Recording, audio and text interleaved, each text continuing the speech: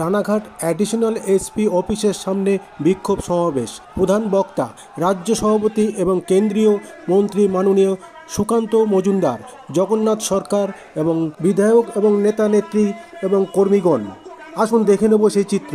আপনারা দেখছেন news Nadia express. চ্যানেলটিকে সাবস্ক্রাইব, লাইক, শেয়ার এবং ফেসবুক পেজটি ফলো করুন। আর দেখুন নিউজ নদিয়া এক্সপ্রেস।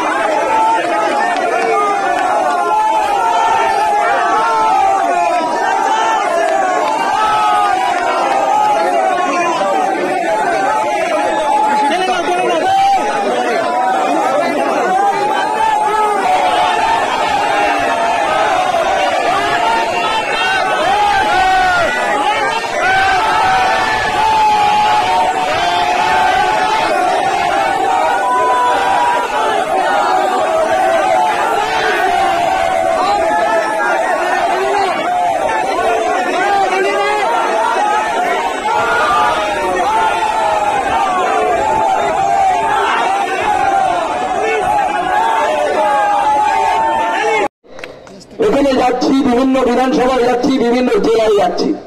ইস্যু দুটি কি? একটি হলো এই রাজ্য সরকারের জন্য 26,000 চাকরি যারা করতেন, শিক্ষক কর্মচারী, অশিক্ষক কর্মচারী, তাদের চাকরি চলে গেছে। মুখ্যমন্ত্রী যখন এই চাকরি চলে গেল, মুখ্যমন্ত্রী প্রেস কনফারেন্স করলেন।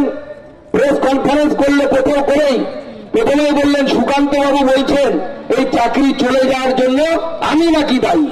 মুখ্যমন্ত্রী বলছেন যে আমি নাকি দায়ী, আমরা তো কিছু করিনি, আমরা চাকরি খাইনি। মুখ্যমন্ত্রী, আপনি চাকরি খাননি, আপনি এবং আপনার দলের লোকেরা পয়সা খেয়েছে, সেই জন্য চাকরি চলে গেছে।